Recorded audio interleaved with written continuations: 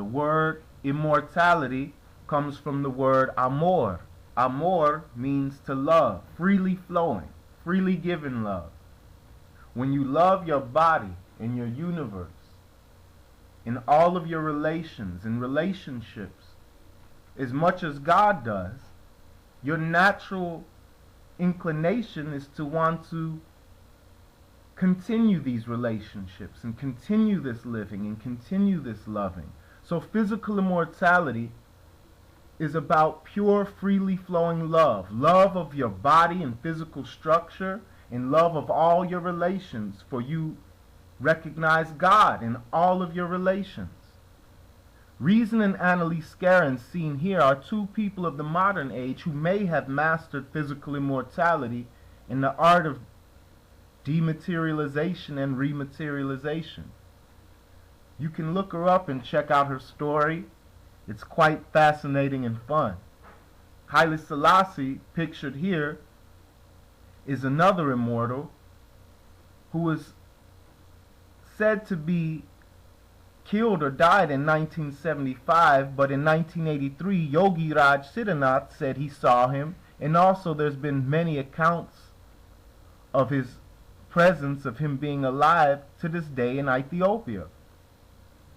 Devraha Baba, who is known to have lived 350 years, for he has birth certificates to prove it, around his 350 year, made an agreement with his devotee, seen here, that he should go into his body and that his devotee soul should move out of it. And here he's seen embodying the body of his devotee.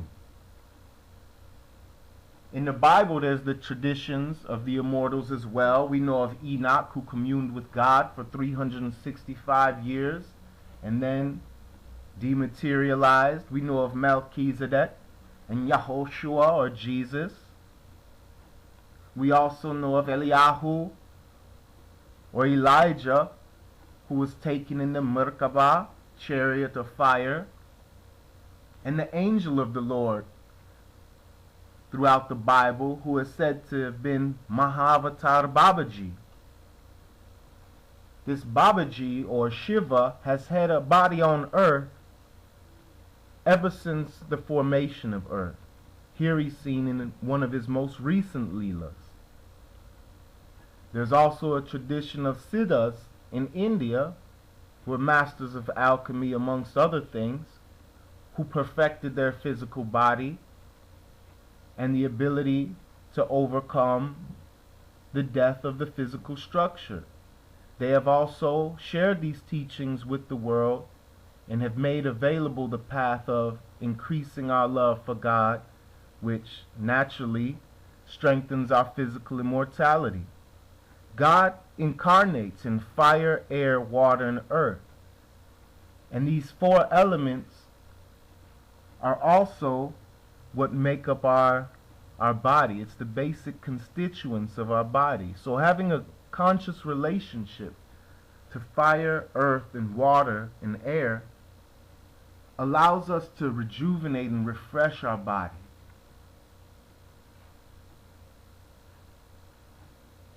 In most of the cultures where physical immortality was perfected, people have a conscious relationship to fire. I don't know of any immortal civilization or people or practices from any civilizations where they've perfected physical immortality and not been using fire.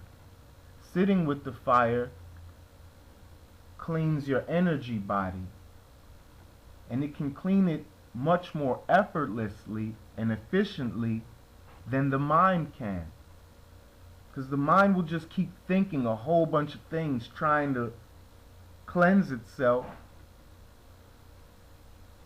But the fire is pure and the mind is pure already. So just by sitting with the fire and allowing that relationship to take place, you'll be able to experience your purity a lot more easy. Everyone knows, if you've sat with fire before at a campfire, at a fire, you've left feeling refreshed. If you don't have a fireplace or a fire pit to experience a bigger fire, and you can just sit with some candles and experience the healing power of fire just through candle meditation. Having a conscious relationship to earth is another big part of physical immortality. The earth is our relationship to food and also our body and exercising. Of all the immortals that I've known or heard of, they've all adopted a vegetarian diet. And there's also practices of the physical body, whether hatha yoga, kundalini yoga, tai chi, qigong, just some push-ups, just running around the block, jogging, whatever it is, just enjoying your physical body and keeping it active. That's how to have a conscious relationship with earth. See, a conscious relationship with these elements is what allows for that continual rejuvenation of the body. Sacred bathing, whether it be in rivers or hot springs, or your own tub with a candle and just breathing in it. You know it makes you feel better. You have a long, hard day at work, come home, take a shower or a bath, you feel better. All the mantras and affirmations in the world aren't going to make you feel as good as taking a bath and just relaxing. So bathing twice a day is one of the practices of the immortals. And of course, breathing. Breathing is one of the most important things, for it releases toxins from your body and keeps you healthy and alive. We all know if we stop breathing, you're going to die automatically. But having a conscious relationship to breath is not just with oxygen, you're also having a conscious relationship to prana and breathing energy as well. So the science of physical immortality is really the science of loving your body and your mind and your soul as a triune oneness, in loving your material world and all of your relations freely and forever, and never wanting that to end. Om Namah Shivaya.